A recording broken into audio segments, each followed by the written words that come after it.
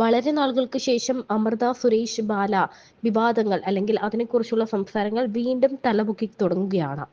തന്നെയും കുഞ്ഞിനെയും വഞ്ചിച്ചു എന്ന ആരോപണത്തോടെ അമൃത സുരേഷ് മുൻ ഭർത്താവ് ബാലയ്ക്കെതിരെ രംഗത്ത് വന്നിരുന്നു. പിന്നാലെ ബാലയുടെ വക്കീലും ഭാര്യ കോകിലയും പങ്കിട്ട സ്റ്റാറ്റസ് ആണ് വൈറലായി മാറുന്നത്.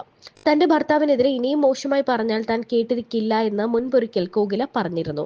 പിന്നാലെയാണ് ഇപ്പോൾ കോകില രംഗത്ത് വന്നത് എന്നാണ് ആരാധകർ ആകാംക്ഷയോടെ നോക്കുന്നത്.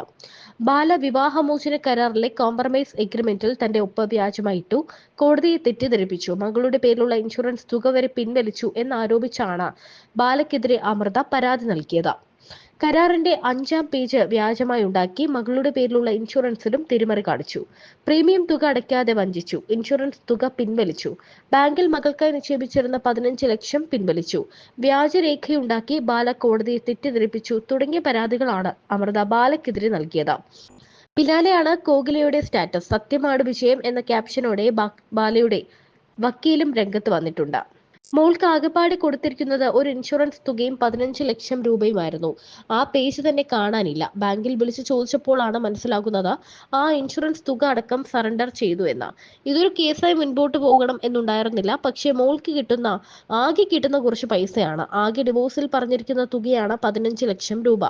അത് അവളുടെ പഠനത്തിനും മറ്റുമായി കരുതിയതാണ്. കേസ് വന്നപ്പോഴാണ് ഡോക്യുമെന്റ്സിൽ കൃത്രിമം നടന്നു എന്ന് മനസ്സിലാകുന്നത്. ഇത്രയും കാലം മകളെ മുൻനിർത്തിയാണ് കഥകൾ വന്നിരുന്നത്. എന്നാൽ ആ പറയുന്ന മകൾക്ക് മുഴുവൻ ജീവിതത്തിലേക്ക് കൊടുത്തിരിക്കുന്ന തുക തന്നെ വളരെ തുച്ഛമാണ്. എന്നിട്ടും അത് പിൻവലിച്ചു എന്ന് കേൾക്കുന്നത് വിഷമമാണെന്നും അമൃത പറഞ്ഞു. നേരത്തെ കേസ് റദ്ദാക്കുന്നതിന് വേണ്ടി അവരുടെ ഭാഗത്ത് നിന്ന് ഹൈക്കോടതിയെ സമീപിച്ചിട്ടുണ്ടായിരുന്നു. അതിന്റെ ഭാഗമായി ഹൈക്കോടതിയിൽ നിന്ന് തങ്ങൾക്ക് നോട്ടീസ് കിട്ടി. അതിനൊപ്പം അവർ കോടതിയിൽ നൽകിയ രേഖകളുടെ കോപ്പിയിൽ ഞങ്ങളുടെ ഡിവോഴ്സ് കരാറിന്റെ കോപ്പി കൂടി ഉണ്ടായിരുന്നു.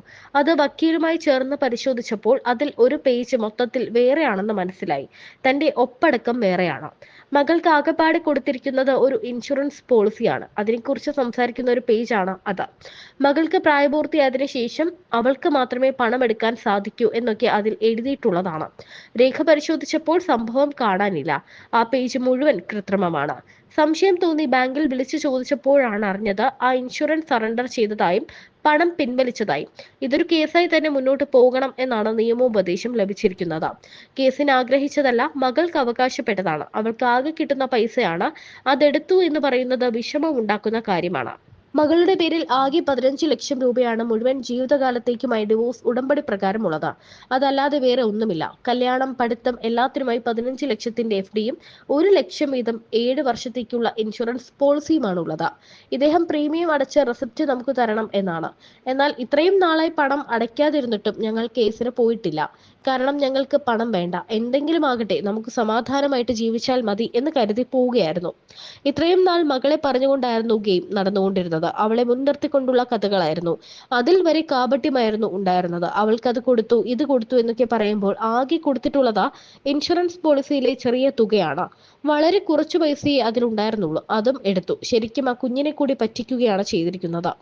അതുകൊണ്ട് വേറെ ഒരു നിവർത്തിയില്ലാതെയാണ് കേസ് കൊടുത്തിരിക്കുന്നത്. കുറെ നാളുകളായി ഞാനും കുടുംബവും പോലീസ് സ്റ്റേഷൻ കയറി ഇറങ്ങുകയായിരുന്നു.